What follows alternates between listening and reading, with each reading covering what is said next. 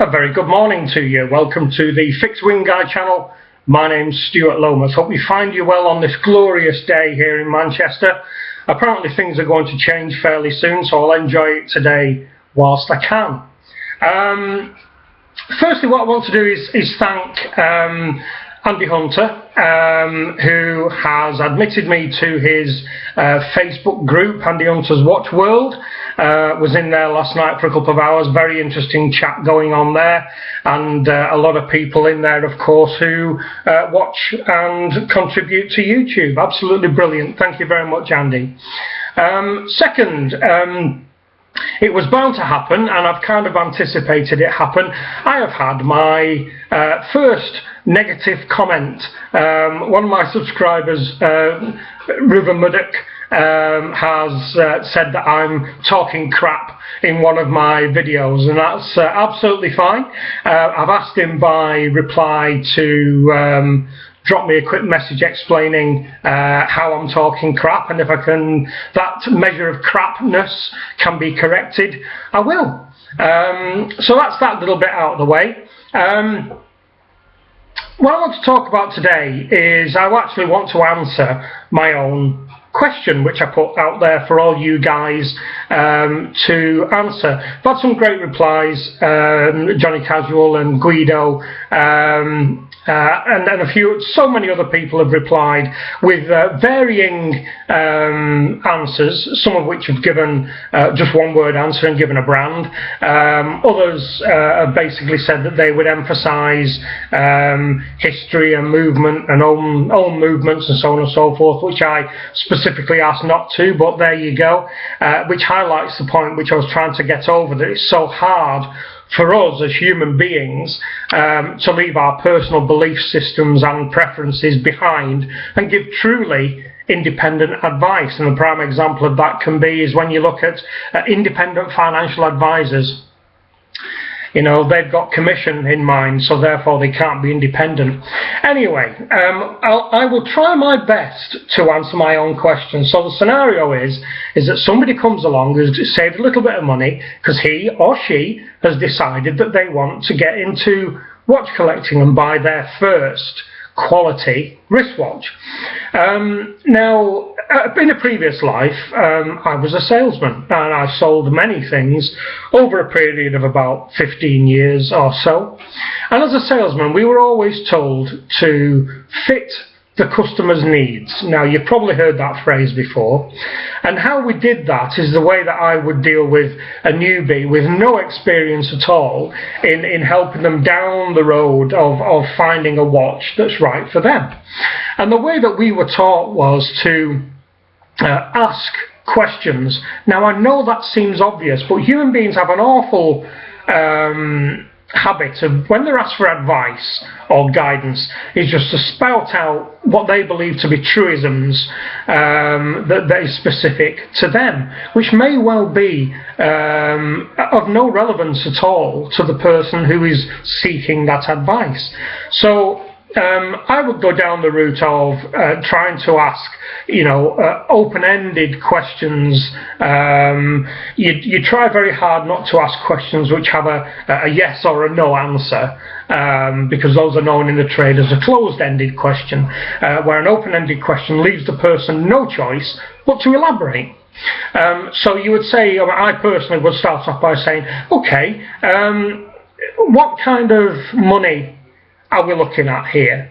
So obviously the person at that point would go into the kind of money they have available, or whether they were looking to put it on a credit card and how they were going to pay that off. Then you would look at, well, what kind of lifestyle do you have, and when will you be wearing the watch? And of course they would give you a series of answers to that perhaps.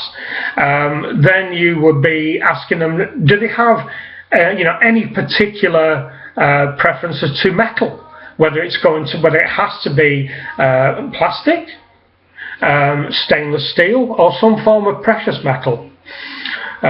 You can then obviously move on to whether they have any hobbies that would dictate the kind of watch that they need to buy.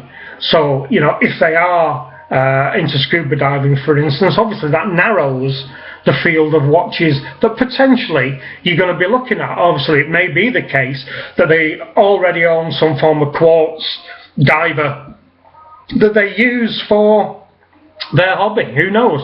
So you've got an answer there yet again to enhance the earlier question, which is what kind of lifestyle do they have? You could then obviously ask them whether they're aware of any particular brand of watch that they're interested in. Now, we all know that if you approach anybody in the street and basically say to them, can you name me a watch brand? 9 out of 10 are going to say Rolex. We all know that. Their branding, their advertising and their image out there in the general world is massive. You know, you see Rolex everywhere from Wimbledon to sailing competitions, for instance. So you get an idea whether they have any insight into the watch world, or whether they are an absolute novice and they have absolutely no idea whatsoever. And then once you've got that kind of information, what you try to do then is recap with the customer, as we were taught, and try to get a run of affirmations. We used to call it the yes run. So you can get 7 or 8 yeses in a row, which you are getting the person to reaffirm everything that they have said, and you're also getting confirmation that you are holding the correct information about what they require, and more importantly, what they can afford. So once you've kind of got that, then inevitably, and a lot of people covered this quite eloquently, inevitably I feel that you have to start looking at particular watches and therefore particular brands.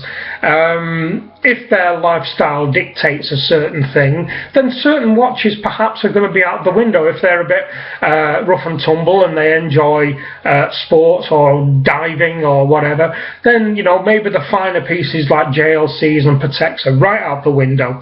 And obviously that is dictated about what money they have to spend, of course. If they've only got, I don't know, £1,200, let's say, what's that, about $1,600 maybe? Then you need to be looking at certain brands, possibly second-hand or pre-loved, as we like to call them, which is also the best way of doing it, because they are not shelling out a hell of a lot of money, and you can actually get a hell of a lot of watch for not a hell of a lot of money. So I think the problem itself is, I knew when I posed the question that it was very, very difficult, solely on the basis that we are all different. We all hold our views close to our heart. We all hold our belief systems close to our heart, and we all have our own little biases towards brands. There are people out there who will be Rolex, Rolex, Rolex all day.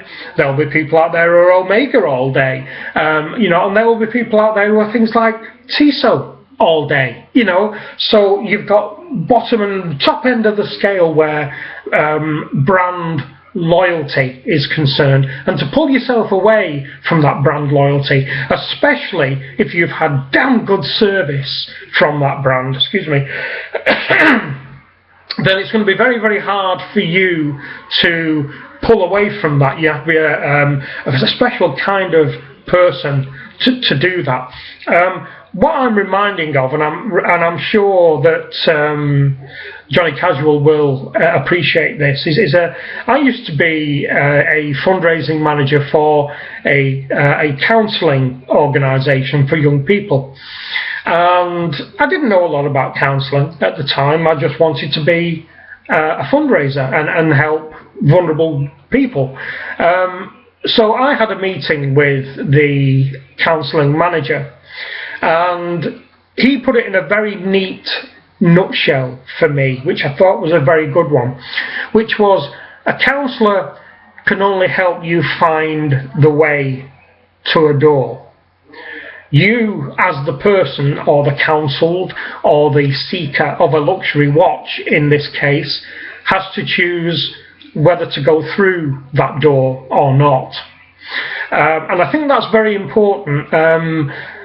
in answer to this question, we as watch enthusiasts, and some of you out there who are either self-professed or quite rightly watch experts, will find it quite difficult to pull themselves away from our personal biases. So if we can do that, I feel that we should guide them as much as we can without influencing their thought process, and take them to the door of an authorized dealer or a very good jeweler, but allow them to go through that door, whether it be an actual physical AD or whether it's somebody on the internet.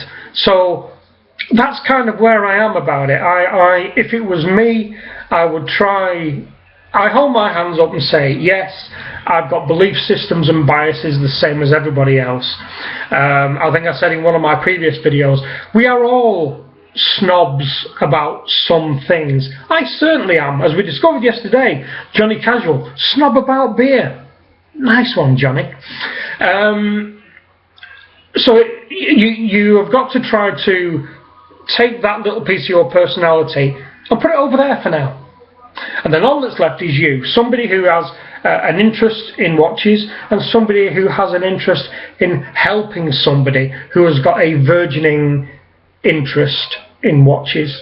So you kind of take them by the hand, you say, great, this is what you can afford, great, that's the styles you like, great, that's the styles you don't like, that's your lifestyle that you have, when you're going to be wearing it, what you're going to be doing with it, and so on and so forth. And at that point, they arrive at the door, whether that be a physical door or a web portal, and at that point they decide, and only then they decide whether to go through the door. So I guess that's where I am in answering my own question. It's a tricky one, and thank you very much for all of you who's taken the time either to do a video back to me, or you've commented in the boxes down below. Very interesting to read them. I knew it was going to be a tough one, and I knew that I would have people coming back solely with brands and your history and, you know, the horological history and make and watchmaking expertise of certain brands. I knew that would happen, but that's fine, because we are people. It's what we do. So that's it for this one. There will be more later. There's a couple of things milling around my head that I want to talk nonsense about. So I shall leave it here. Again, as always, if you have any questions or queries, down below. If you have anything that you'd like me to put my twist on, then down below. Thank you very much for watching this nonsense as always, and thank you very much for all of you who are taking the time to comment and taking the time to subscribe. It's very special. Thank you very much indeed, and I shall speak to you soon. Bye bye.